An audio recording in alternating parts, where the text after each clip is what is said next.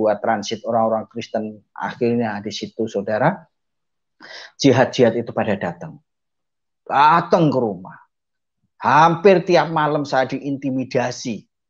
3 orang, 2 orang, hampir tiap malam itu. Begitu saya mau tidur, saya ada dodok-dodok, dia masuk. Dia sampai rumah, dia cerita. Yang satu dia berdoa, yang satu dia tidak tahu apa. Buat gereja YouTube. Sebelum memulai video ini, saudara tolong bantu klik tombol subscribe ya, dan klik tombol loncengnya agar ketika video muncul akan terupdate. Dukung channel ini untuk 1 juta subscribe dan terus memuliakan nama Tuhan Yesus di media sosial, khususnya YouTube. Dan jangan lupa juga bagikan video ini ke grup WhatsApp dan grup Facebook, biar banyak jiwa lagi dimenangkan dan diberkati. Yuk kita sama-sama menjadi berkat dan berdampak dengan membagikan video ini. Terima kasih, Tuhan Yesus memberkati. Nanti sudah nongkrong seperti itu. Nah, pas tahun 2000 ini saya langsung lompat aja. Tahun 2001 saya baru pulang dari Kalimantan. Waktu itu tahun 99 Kalimantan perang Dayak sama Madura. Saya pas pulang ke rumah, kebetulan saya nganggur. Nah, di situ ada pekerjaan proyek. Jadi waktu itu ada pembangunan jalan, saya diminta untuk mengadakan 350 kubik batu. Nah, saya bikin kelompok, bikin tim. Di samping itu saya punya tim sendiri. Ahli tukang pecahnya adalah teman saya. Nah, tapi saya langsung coba waktu jam istirahat. Disitulah saya terkena percikan batu. Waktu itu mata yang kiri. Waktu itu mata yang kiri saja. Terus waktu itu karena itu saya tadi bilang dari awal, karena keluarga menengah ke bawah, jadi saya tidak berobat. Jauh dari dokter memang, jauh dari adanya cuma mantri di daerah kecamatan waktu itu. Dan sudah cukup lama tidak sembuh, baru saya berobat secara alternatif, tapi waktu itu ke dukun, paranormal, paranormal ini atau ke sana, kebetulan tidak waktu datang ke sana aja enak, nanti pulang berapa minggu kambuh lagi seperti itu. Dan karena waktu itu saya belum sama sekali kenal Tuhan, jadi memang wajar lah kan orang kan kalau tidak kenal Tuhan, itu tujuannya ikhtiar, insya Allah mudah-mudahan kan begitu. Jadi saya ikuti saja lah saran orang tua, berhubung saya tidak bisa untuk mengadakan biaya sendiri.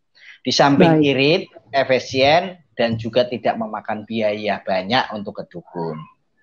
Walaupun dampaknya ya sebenarnya fatal gitu ya. Terus setelah itu saya mulai, orang tua saya sudah melihat saya sudah kasihan, sudah cukup lama, saya kambuh-kambuhan terus, baru orang tua saya punya duit. Saya berobat waktu itu ke kecamatan, bukan dokter, hanya mantri. Saya waktu datang ke sana kalau lagi matanya bengkak, sakit, saya kalau kambuh matanya bengkak, melotot mau keluar, bagian otak kayak mau jebol. Itu selama tahun 2001 sampai tahun 2002. Saya 1,5 tahun lah perkiraan saya itu, saya menahan sakit. Dan waktu itu saya duduk seperti ini tidak bisa, saya sakit, kena angin sakit. Kena angin saja sakit mata saya waktu itu. Jadi tidur tidak nyaman. Dan saya sampai pada suatu malam ketika itu saya sampai habis Paramex 9 biji. Karena berhubung obat anti nyeri tidak tahu dan tidak ada, saya kalau terasa sakit saya bangun, saya minum Paramex. Nanti kalau tidur 9 menit atau 10 menit bangun lagi minum Paramex lagi. Dan itu terus. Badan saya dulu kurus kering. Artinya karena di saat seperti itu saya betul-betul tidak bisa berbuat apa-apa. Dan saya tidak bisa mengerti apa-apa tentang rencana Tuhan. Karena waktu itu saya belum kenal Tuhan. Sudah berjalan sekian tahun, saya menangis, saya teriak, saya tidak nyaman. Akhirnya disitulah saya mulai bertemu dengan seorang penginjil, gitu ceritanya. Jadi maaf, sebelum itu saya itu sudah agak sedikit nggak begitu sakit, karena banyak suara dari luar. Mungkin dia harus bertobat, mungkin karena banyak dosa, banyak terlalu berani sama orang tua dan sama teman-teman, istilahnya begitu ya. Karena dari dengar suara itu dan mungkin paradigma orang lain ke saya sudah negatif. Sehingga di saat posisi saya sakit sekian tahun, tidak sembuh-sembuh, saya putuskan saya untuk mondok waktu itu. Terus saya ambil keputusan mondok di sebuah pondok pesantren, karena sebenarnya pelarian iya dan ingin berubah menjadi pribadi yang lebih baik tentu saja.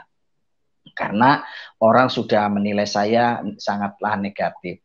Ya, kehidupan normal saya sewaktu saya masih masih sehat, mungkin tidak ada yang sampai berani apalagi menasehati saya, apalagi sampai mungkin mencegah segala sesuatu apa yang saya mau, seperti itu.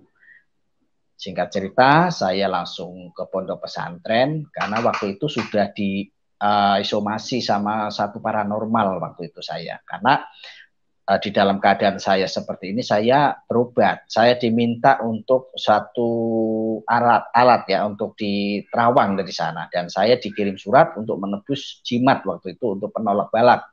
Dan karena keadaan orang tua tidak mampu, sehingga saya tidak menebus itu. Tapi kehidupan saya diintimidasi.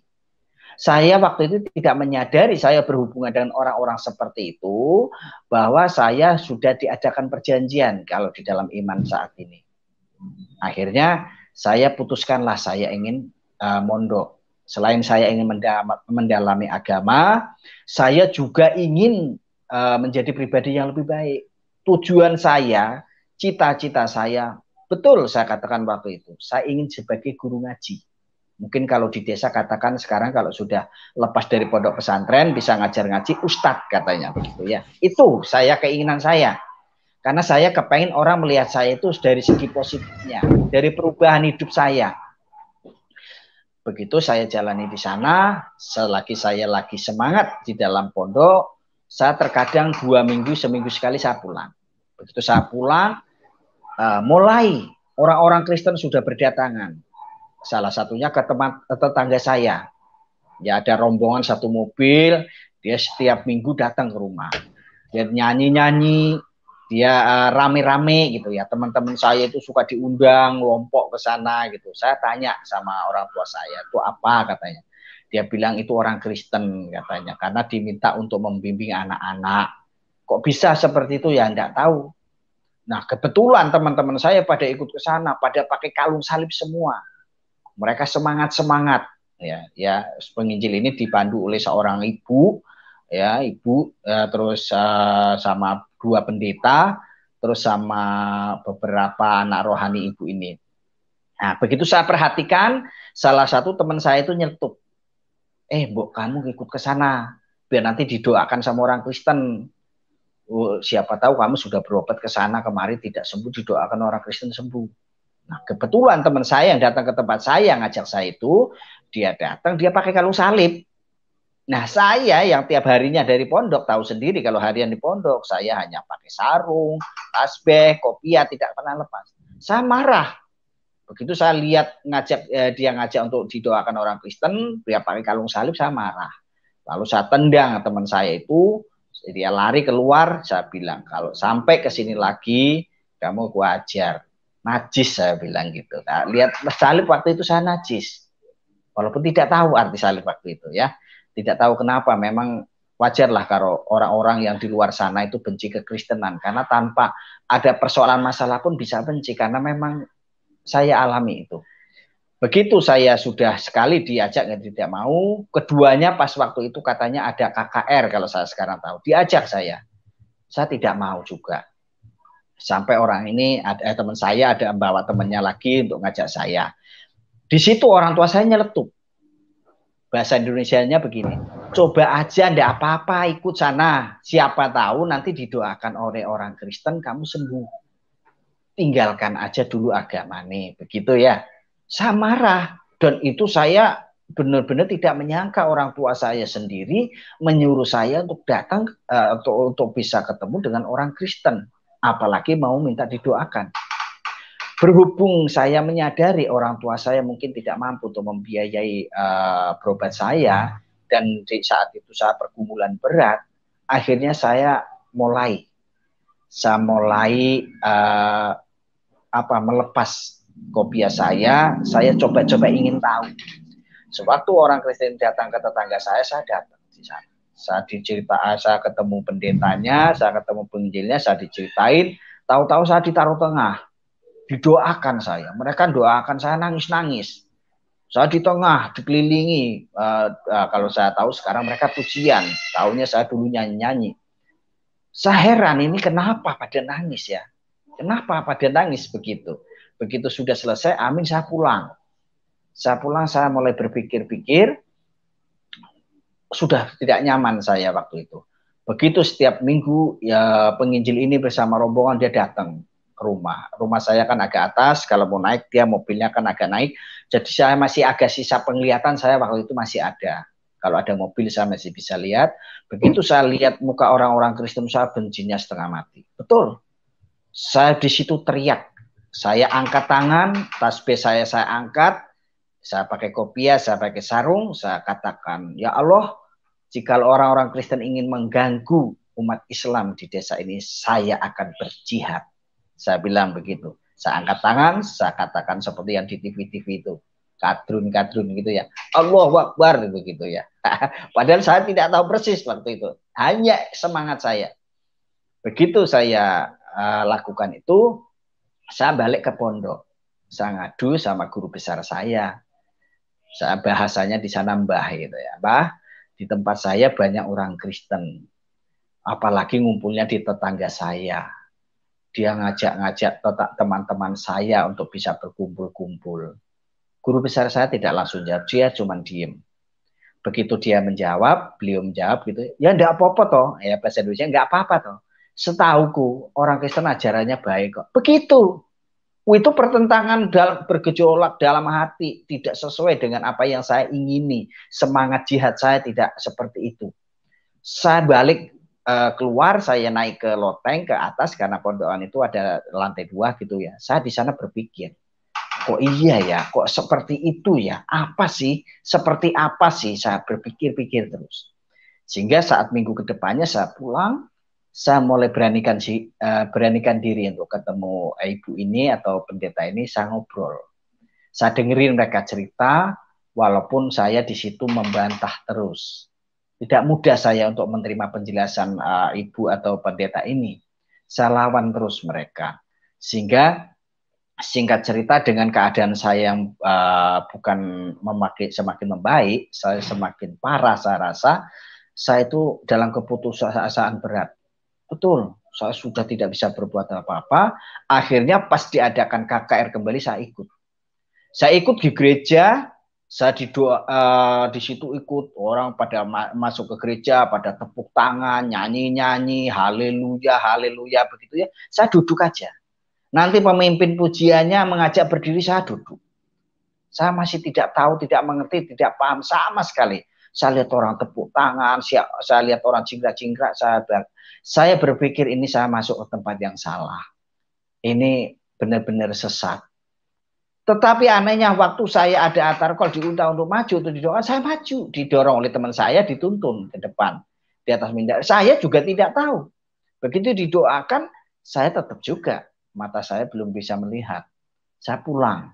Malam saya sudah mulai merenung terus. Apa benar? Apa sih kok begitu?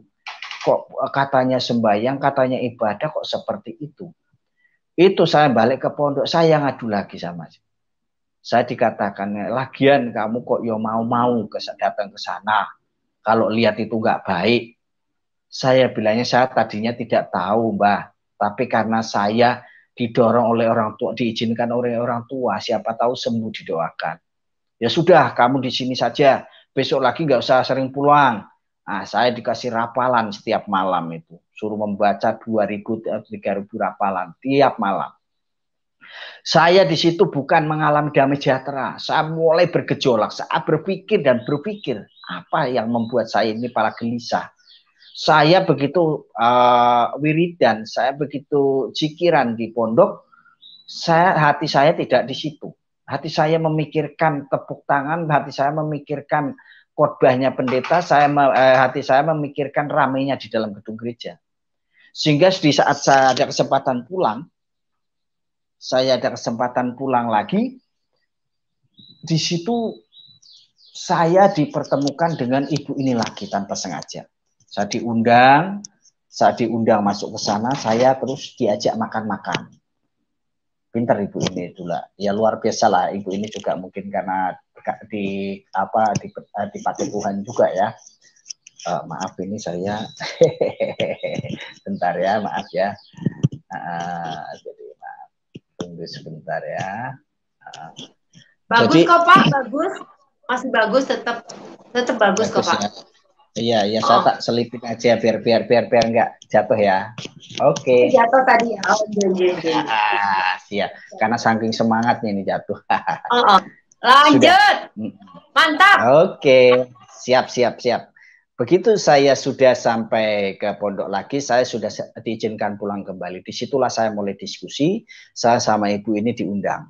Begitu diundang makan, kita nggak ada bahasan apa-apa. Begitu pulang, ibu ini bilang, kamu sekarang belum butuh Tuhan, tapi suatu saat kamu pasti butuh Tuhan. Dia masukkan secari kertas yang dimasukkan di kantong depan saya. Saya sambil salaman, ya bu, begitu. Begitu sampai rumah saya buka di kantong itu, ternyata nomor telepon. Waktu itu belum banyak HP, jadi masih musim wartel begitu ya. Setelah berapa hari, mata saya kambuh lagi, saya berobat ke mantri, ke kecamatan. Saya sembari nunggu pulang untuk ada angkutan, saya menengok ke samping ada wartel. Saya coba ibu ini telepon, saya ngobrol, Bu, ini saya yang kemarin ini. Oh ya, ada apa? Kapan ibu datang ke tempat saya lagi? Memang ada apa? Saya mau kenal Yesus, saya mau tahu Yesus, begitu ya. Begitu saya sudah bilang gitu, ibu ini sudah marah. Kamu mau kenal Yesus apa mau duitku? Karena waktu itu sempat ibu dan rombongan ini datang ke kampung saya, seperti isukan bahwa mereka mengkristenisasikan, ya, membayar jiwa-jiwa itu 50 juta katanya. Padahal tidak tahu itu apa cerita dari mana, tapi sempat bikin heboh sehingga sempat ibu ini diancam oleh masyarakat di situ, artinya masyarakat di luar, mereka santri-santri di luar. Karena mulai saat itu saya sudah mulai agak lepas dari pondok, saya sudah jarang datang ke pondok karena saya ingin tahu kebenaran itu. Begitu saya sudah cerita seperti itu, singkat cerita ibu datang ke rumah. Datang ke rumah, kita diskusi, kita ngobrol terus dengan argumen-argumen saya, dengan jawaban ibu ini. Lama cukup, ada 1 tahun lebih ibu ini dengan setia, dengan taat, dengan setia dari jauh dari Semarang, hanya datang ke kampung saya 4 jam perjalanan. Belum nanti dia nginep di kotanya, belum naik ke kampung saya 1 jam atau 50 menit lebih lah ya.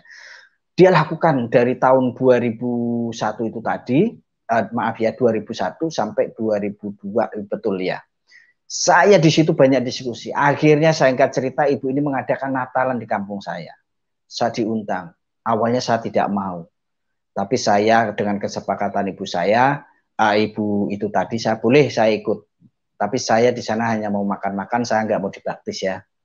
Dan selesai acara, ini anak-anak nanti harus belikan rokok. Saya bilang gitu. Oke, ibu itu bilang. Oke, saya datang. Bersama beberapa teman saya, rombongan saya datang. Di situ pendeta khotbah, saya ada khotbahnya kalau bilang, siapa juru selamat? Saya bilang, Allah, begitu ya. Jadi masih membantah waktu itu.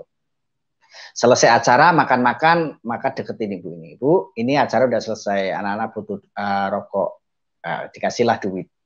Kita ngerokok di situ, cerita, kita ngobrol-ngobrol tentang Tuhan. Akhirnya ada rasa nyaman saya sama ibu ini. Saya ingin tahu, saya ingin dengar terus cerita tentang Tuhan. Disitulah dengan banyak pergumulan, banyak beban, saya terus dalam kesendirian. Saya merenung. Di saat ibu ini tidak datang, saya ada sesuatu yang hilang. Hambar, stres, frustasi dengan keadaan saya, penyakit saya yang tidak sembuh sekian tahun, rasa sakit yang tidak pernah reda, artinya saya sudah tidak bisa berbuat apa-apa gitu ya. Saya sempat di dalam kesendirian, saya sempat 2 kali saya mau bunuh diri waktu itu. Karena saya berpikir ya, tertuduh saya bahwa buat apa saya hidup.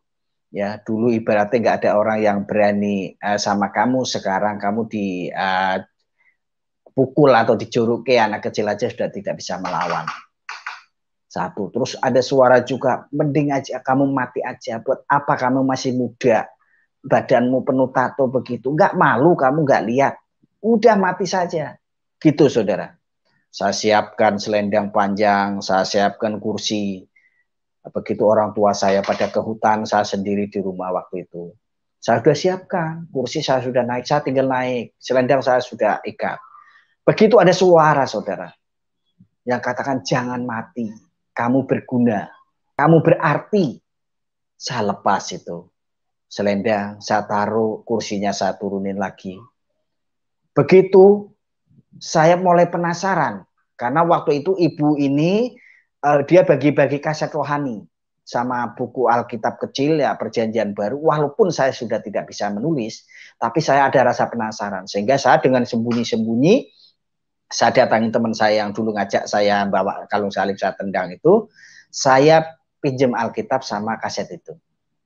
Begitu saya ambil Alkitab, sampai sekarang ini saya belum bisa baca, jujur saudara, sudah tidak bisa baca. Tetapi lagu rohani saya bisa. Waktu itu ada kaset, ada tip kumpu gitu ya di kampung, saya dengerin lagu itu. Dan lagu itu sangat mengena saya dan sangat menyentuh hati saya. Lagunya kurang lebihnya begini. Kalau ku cari damai, hanya ku dapat dalam Yesus. Kalau ku cari ketenangan, hanya ku temui di dalam Yesus. Seperti itu. Begitu saya tangannya tertaruh di kepala, saya sambil tidur terlentang di dalam kesunyian sendiri di rumah, saya tahu-tahu menangis, saudara. Betul. Padahal saya orangnya paling susah menangis waktu itu. Gengsi kalau nangis kan. Masa orang di jalan sudah banyak tato, nangis. Ya malu ya. Saya hampir nggak pernah nangis waktu itu. Mungkin sakit pun jarang. Begitu saya dengar lagu itu, saya menangis, saudara. Sadar saya, begitu sadar, mata saya keluar, air mata saya keluar, maaf. Saya matikan tip kumpu, saya langsung duduk. Saya merenung, apa sih kok bisa nangis?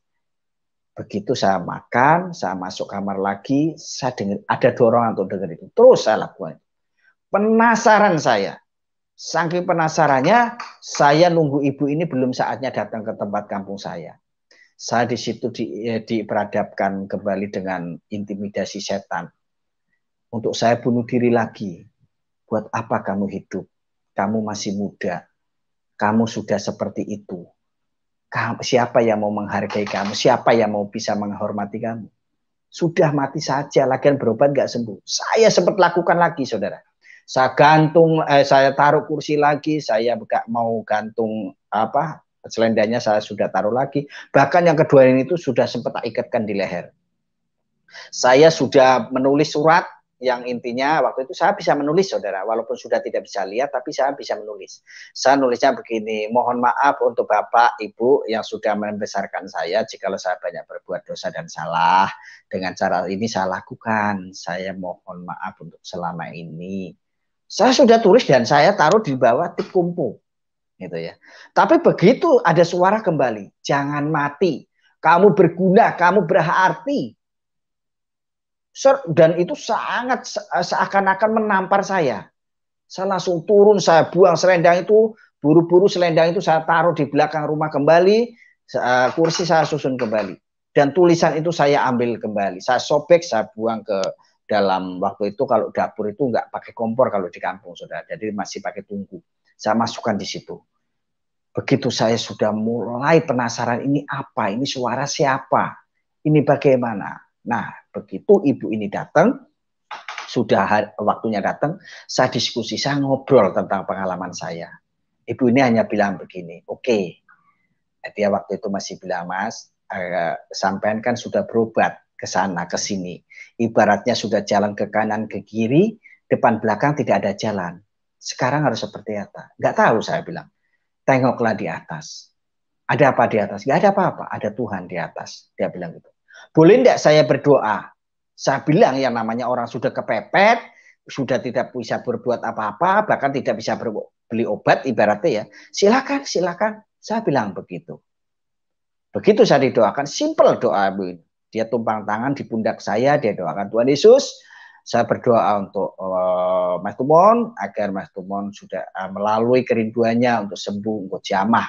dia sudah berusaha kemana-mana Tuhan. Dalam nama Yesus, amin. Hanya itu saja, simple.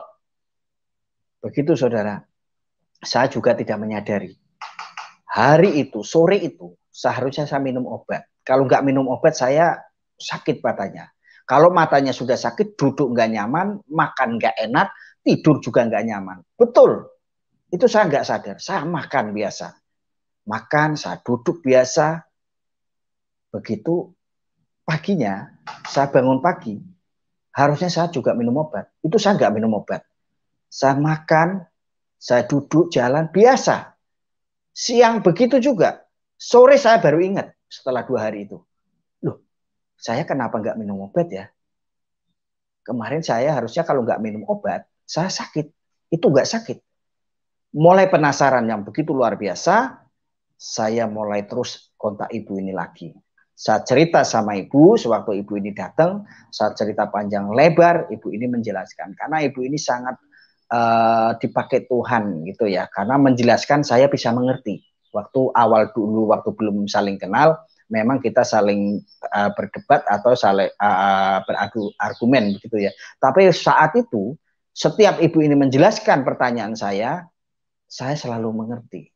Saya dikasih pemahaman. Begitu mengerti, ya saya mulai mengimani. Begitu ibu ini selesai cerita dengan saya, dia ingin cerita ke tempat teman saya, atau dia minta diajak atau diantar ke orang-orang yang perlu diceritain. Istilah sekarang itu dia butuh orang untuk menyampaikan Injil. Saya antar waktu itu, walaupun saya belum tahu apa-apa waktu itu. Saya antar ibu ini keliling kampung saya mulai dikenal orang daerah situ. Kalau tempat saya sudah buat transit orang-orang Kristen, akhirnya di situ saudara, jihad-jihad itu pada datang ke rumah. Hampir tiap malam saya diintimidasi. 3 orang, 2 orang, hampir tiap malam itu. Begitu saya mau tidur, saya ada dodok-dodok, dia masuk. Dia sampai rumah, dia cerita. Yang satu dia berdoa, yang satu dia tidak tahu apa. Yang di depan cerita ke saya. Dia cerita panjang lebar. Saya waktu itu, walaupun saya belum kenal Yesus itu siapa, tapi saya sudah mendengar kata-kata bahwa Yesus itu adalah juru selamat. Saya hanya bisa menjawab seperti itu. Mereka marah. Hampir tiap malam. Teman-teman saya diintimidasi seperti itu. Semua mundur. Lama-lama kita tidak ada persekutuan. Lama-lama tidak ada doa. Tinggal saya, saudara. Halo, maaf. Kelihatannya ada telepon masuk ini. Terganggu enggak ya? Enggak, Bapak mau angkat telepon. Jangan diangkat, Pak. Biar aja. Enggak usah ya? Enggak terganggu ya? Enggak terganggu. Okay. Biarin aja. Jangan diangkat, biarin. Oke. Begitu? Ngelag sedikit sih, tapi nggak apa-apa. Oke, nggak apa-apa. Oke, setelah itu. Pak, maaf Pak, kepencet Pak. Ini Bapak kepencet ke arah sebaliknya. Ya. Kasih tahu sama Ibu, ini Bapak kepencet ke. Halo ya. Ya. Bentar ya, istri saya bentar, saya tak panggil istri saya. Nggak. Oke, maaf, tunggu sebentar ya. Nggak apa-apa, Pak.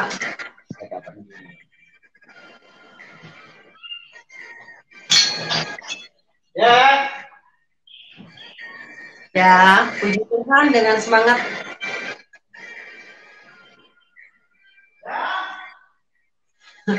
Halo semuanya, shalom. Masih bersama saya Lucy Deiva di Lucy Deiva Channel. Dan untuk Anda yang baru saja bergabung, mari yuk kita follow ya, di subscribe akun saya.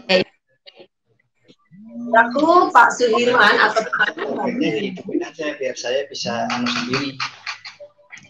Coba. Aku terima kasih ya yang sudah bersama saya. Halo. Jangan lupa di subscribe ya. Dari Sumatera Utara, welcome Pekanbaru, Jambi, Manado, Gorontalo. Apa kabar Gorontalo? Ya, bila Tuhan mengizinkan, saya tanggal 29 akan Gorontalo ya. Kita melayani di sana karena banyak jiwa-jiwa yang membutuhkan kita semua. Banyak tuayan, tapi pelayannya sedikit ya, penuainya sedikit. Ya, yang ada di Gorontalo, saya mau ke Gorontalo, Lebaran di sana kita ya. Ya, sudah Pak Tumon. Sudah ya, oke. Oke, silakan Pak Tumon dilanjutkan. Tadi sampai mana ya Bu? Sampai Solo ya? Ah, sampai Solo. Begitu saya diskusi sama ibu ini lagi, saya banyak tanya, akhirnya di situ saya diintimidasi oleh jihad-jihad itu tadi. Teman-teman saya semua pada mengundurkan diri. Sisalah saya seorang diri waktu itu. Begitu saya tinggal sendiri dan intimidasi bukan main luar biasanya. Sampai kampung saya dipasang spanduk. Ada 9, kalau nggak 9, 8 spanduk itu ya, panjang, setiap di atas jalan, bahkan di depan rumah saya arah naik pun dipasang. Spanduk putih, tulisan cat merah. Yang intinya menolak kekristenan, yang membuat kenistaan dunia akhirat. Atau usir kekristenan dari desa setempat. Seperti itu, banyak sekali. Dan orang tua saya mulai merengek-rengek karena dia malu. Dia malu kalau mau keluar, mau ke hutan, mau ke sungai, orang banyak membicarakan saya karena saya sudah berkumpul atau bertemu dengan orang Kristen. Atau orang Kristen sering datang ke rumah saya. Waktu itu saya belum dibaptis. Tetapi orang kampung saya sudah melihat, kalau sudah menilai saya sudah murtad waktu itu.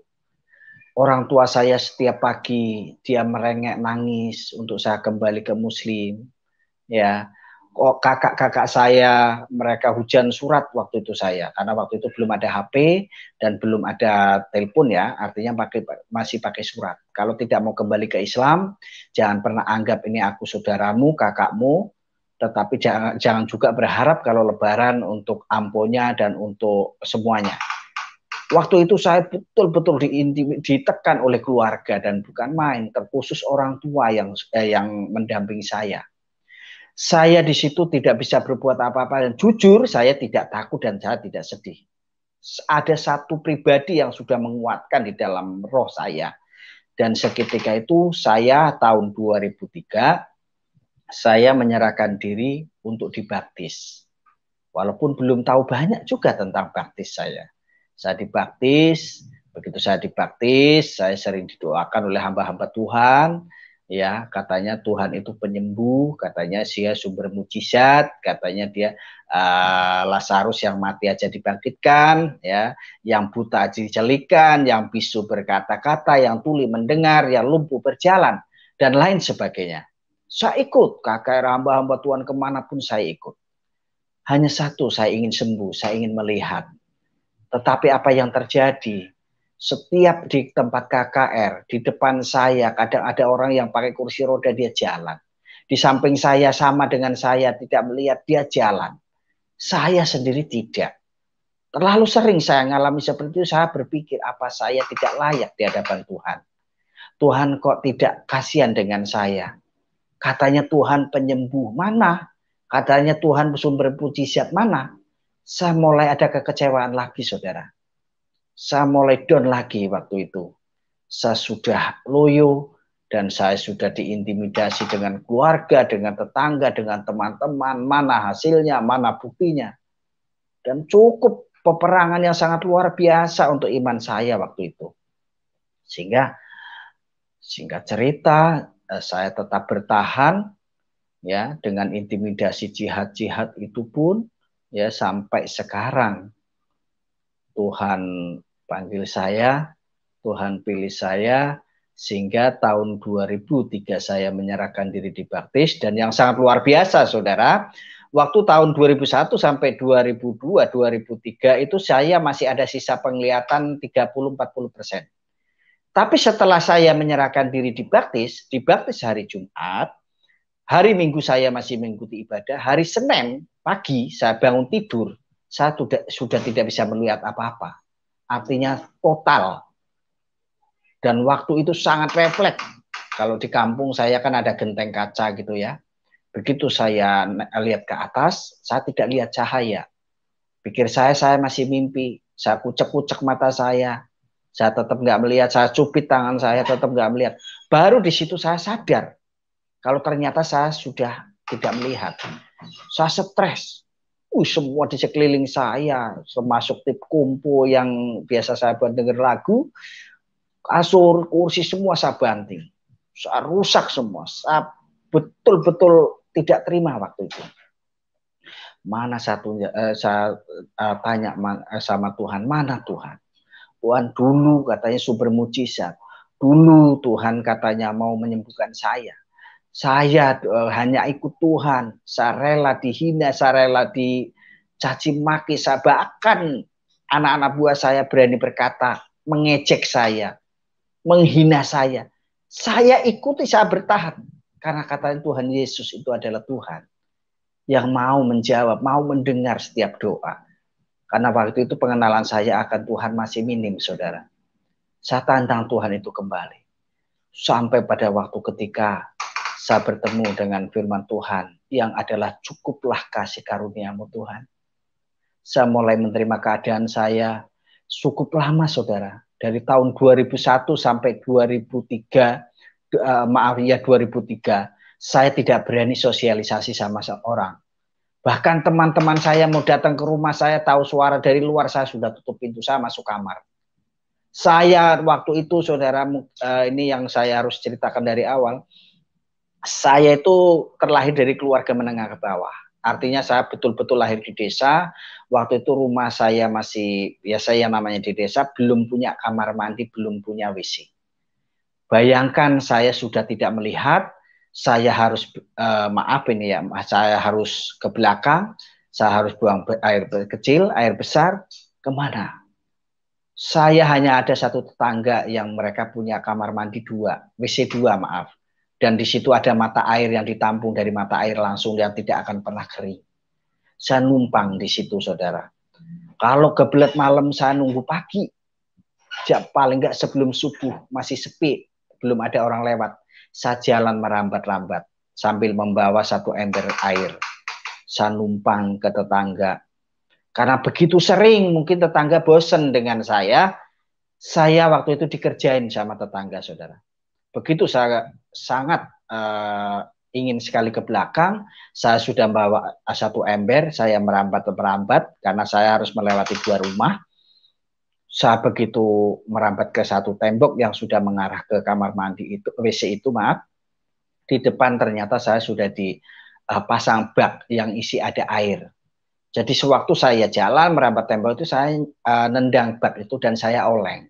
Dan saya mau jatuh secara otomatis. Karena saya bawa 1 ember air dan saya oleng. Di depan sudah tertawa. Dia mentertawakan saya, hahaha. Katanya orang Kristen kan kaya-kaya, bikin kamar mandi, bikin WC sendiri dong, begitu ya.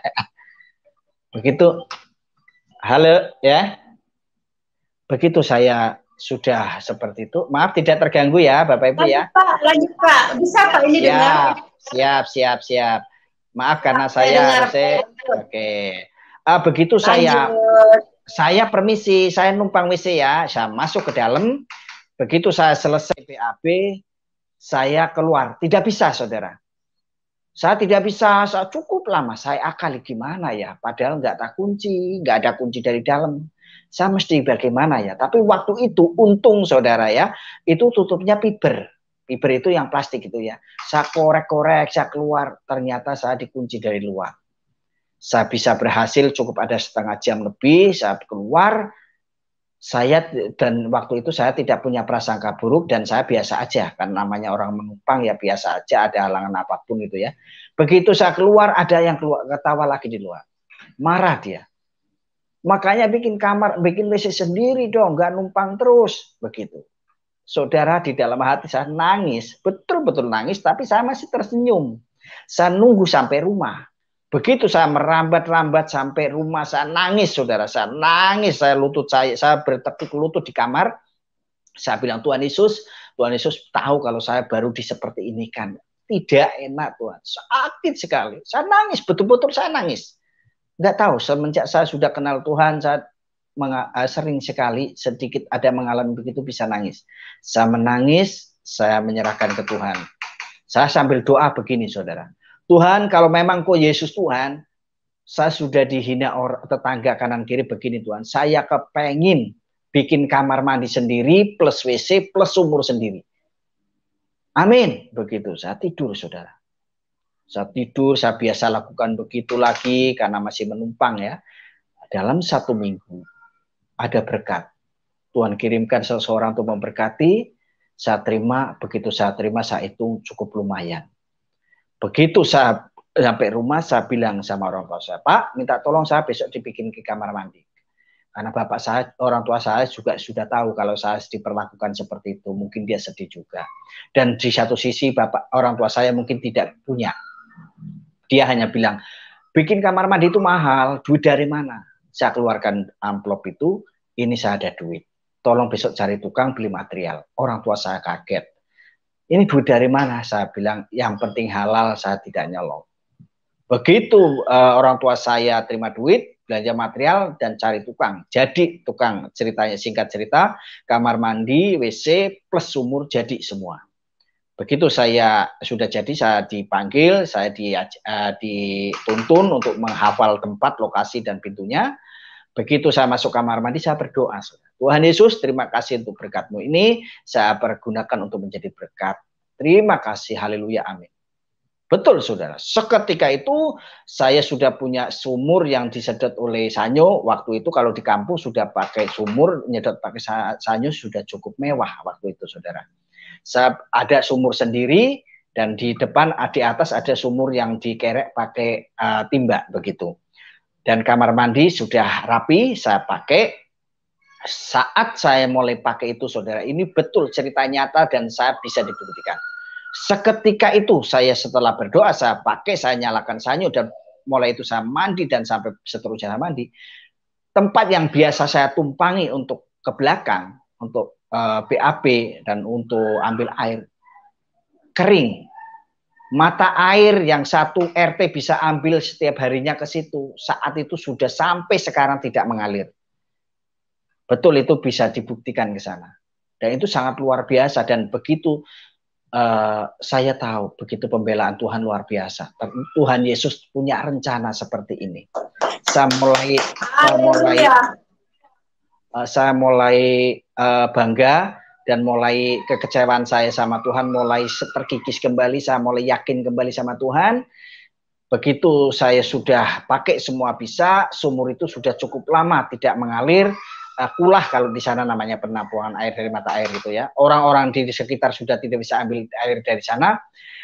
Secara otomatis sumur yang bapak saya punya, yang atas yang dikerek pakai timba itu dipakai orang-orang lingkungan situ. Pagi-pagi benar, kadang sudah krek-krek, tarik, ya ada beberapa orang. Salah satunya orang yang sering menghina saya itu. Sampai orang tua saya bilang itu orang itu yang yang kemarin menghina kamu. Dia sering ngambil air di sini. Apa itu sumur tak timbun saja Pak? Dia bilang begitu pakai bahasa Jawa ya namanya di kampung. Saya bilang tidak, jangan. Biar sumur itu jadi berkat. Betul, memang tidak ditimbun. Sampai sekarang sumur itu jadi berkat. Jadi untuk ngambil orang lingkungan situ. Nah mungkin karena orang ini cukup mungkin merasa pernah memperlakukan saya seperti itu dan cukup lama pakai mungkin gak enak. Dia coba sendiri bikin sumur sendiri saudara. Dia bikin, dia sewa tukang, dia ngebor di belakang rumah. Dalam, udah kelihatan air. Karena sudah dipasang pralon otomatis kan air sudah ada. Giliran dipasang sanyo disedot nggak keluar saudara. Dia penasaran, dia pindah lagi ke samping rumah. Dalam juga, pralon sudah masuk juga, air karena banyak. Disedot nggak mau keluar. Penasaran lagi dia pindah di depan rumah. Begitu juga dalam keluar, pralon sudah masuk, air disedot nggak mau keluar. Penasaran, tukangnya ujung-ujung datang ke tempat saya. Ngobrol di tempat saya. Heran ya, sumur sudah dalam, kelihatan air banyak, pralon udah masuk, disedot nggak mau keluar. Ada apa ya? Saya dalam hati saya, betul-betul saya bangga dengan Tuhan Yesus. Inilah luar biasa. Tapi saya tidak bilang sama tukang itu. Sampai orang itu putus asa mungkin. Saya punya sumur yang dulu sempat dibor tetangga juga. Disedot sanyo juga sama tetangga yang tidak saya pakai. Dia bilang sama bapak saya, boleh enggak sumur yang di bawah itu yang disedot orang itu dulu, tetangga dulu, tak sedot saya. Ya silahkan pamit sama Tumon. Karena waktu di sana saya namanya Tumon. Izinlah orang itu ke saya. Boleh enggak? Mohon kalau boleh silakan saya bilang dengan senang hati saya jawab. Tapi luar biasanya saudara, padahal sumur itu dipakai tetangga saya bertahun-tahun, ya tidak ada masalah, lancar, disedot, airnya jernih.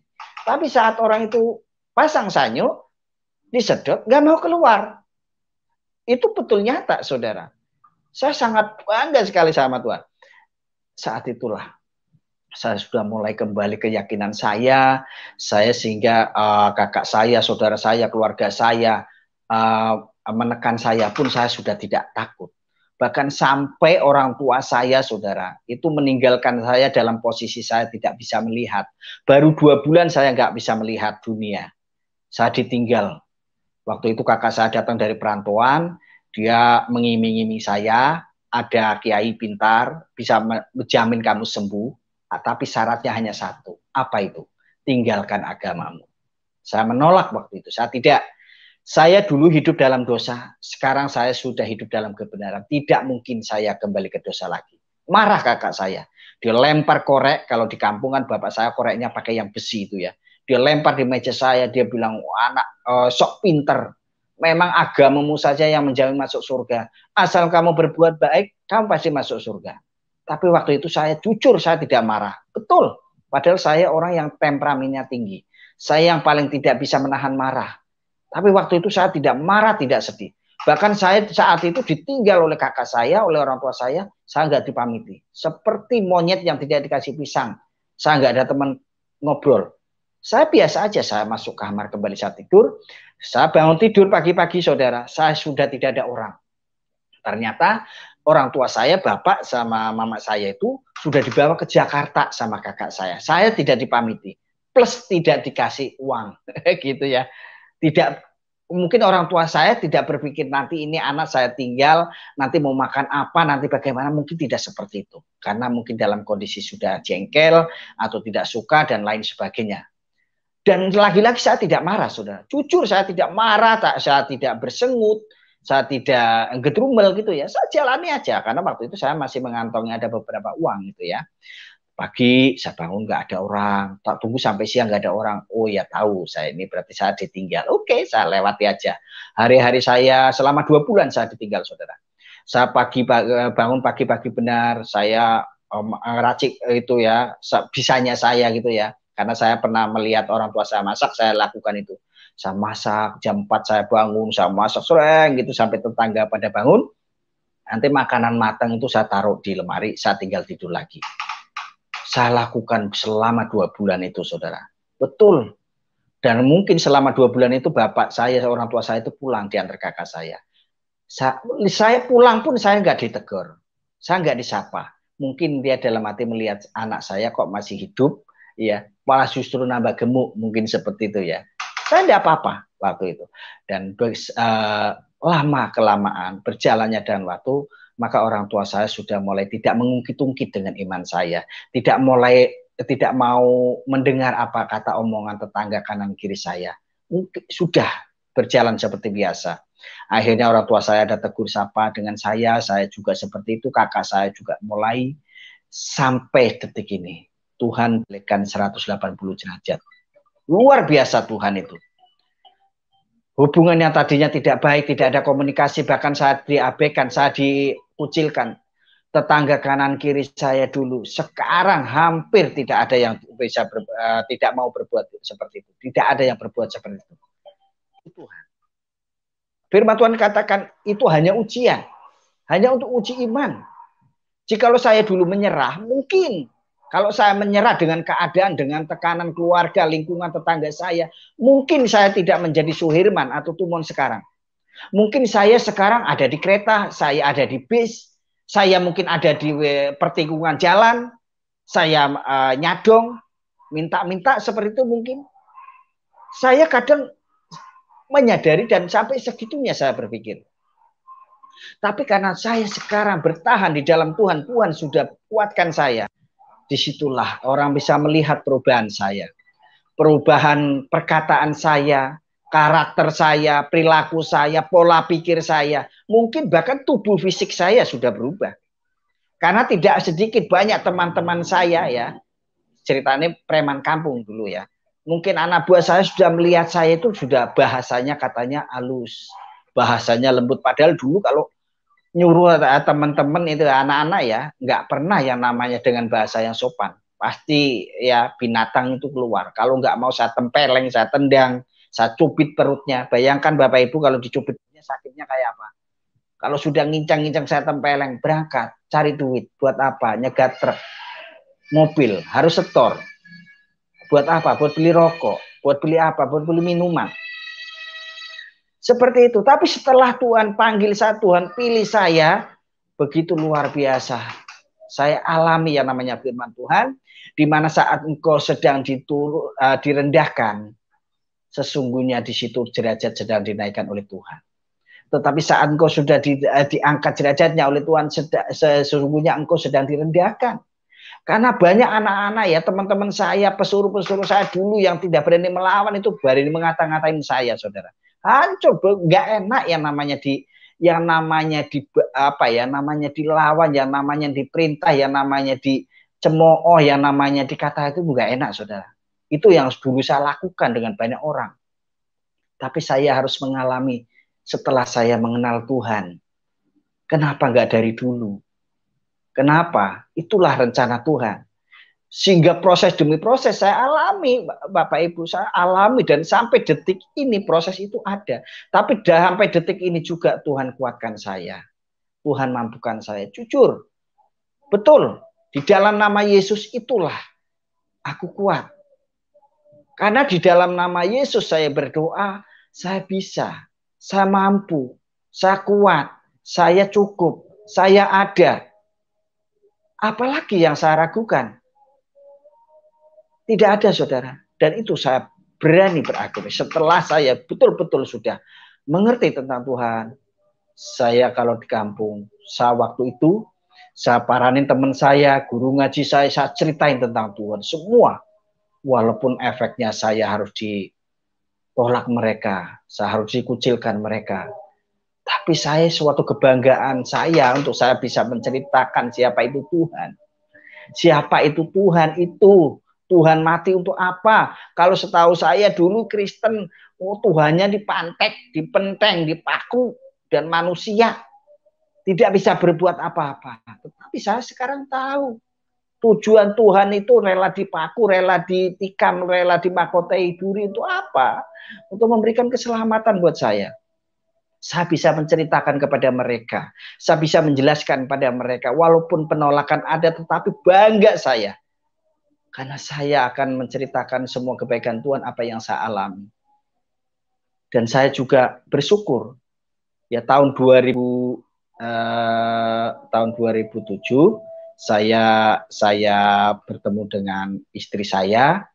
Ya tanpa ada pacaran, saudara ya. Tahun 2007 bulan Februari saya kenal, bulan Mei kami menikah. 3 bulan kami cukup komunikasi yang tidak banyak itu, dan itu semua berjalan karena Tuhan. Saya yakin sampai detik ini karena Tuhan yang sudah punya rencana. Karena waktu itu saya sempat dapat nubuatan bahwa aku akan mendatangkan seorang penolong bagimu. Kalau hamba Tuhan ini mendoakan, menubuatkan saya seperti itu, saya berpikir dengan teman-teman, kalau seorang penolong, banyak laki-laki yang nuntun saya, kalau saya mau makan, saya mau mandi, saya mau kemana. Tapi yang dimaksud seorang penolong ini adalah mungkin calon istri. Tahun 2005 nubuatan itu saya doakan, tahun 2007 baru saya ketemu. Dan Tuhan izinkan semua proses mudah, gampang, padat, singkat. Itulah jikalau bersama Tuhan, semua yang tidak mungkin menjadi mungkin. Semua yang mustahil menjadi tidak mustahil. Itulah Tuhan, Tuhan kita. Yang disayangkan, jikalau kita berharap dengan Tuhan, kepada Tuhan seperti apa yang kita mau. Karena sesungguhnya yang disayangkan adalah Tuhan kita tidak mau seperti yang kita mau. Gitu Bapak Ibu. Tetapi Tuhan hanya mau kita menjadi seperti yang Tuhan mau. Itu. Sehingga dengan berjalannya waktu, begitu saya sudah Tuhan pertemukan dengan seorang penolong, tahun 2007 saya menikah, dan saya sudah mulai full untuk melayani Tuhan, ya, dan saya sudah dikaruniai 2 orang anak, cowok semua, ya, ganteng-ganteng seperti papanya juga, ya, yang membedakan mereka melihat seperti papanya. Luar biasa, Tuhan, Bapak Ibu, Dan mungkin inilah kesaksian yang singkat, padat saya berdoa untuk bisa menjadi berkat bagi Bapak Ibu Saudara semua. Pada intinya, sesungguhnya Tuhan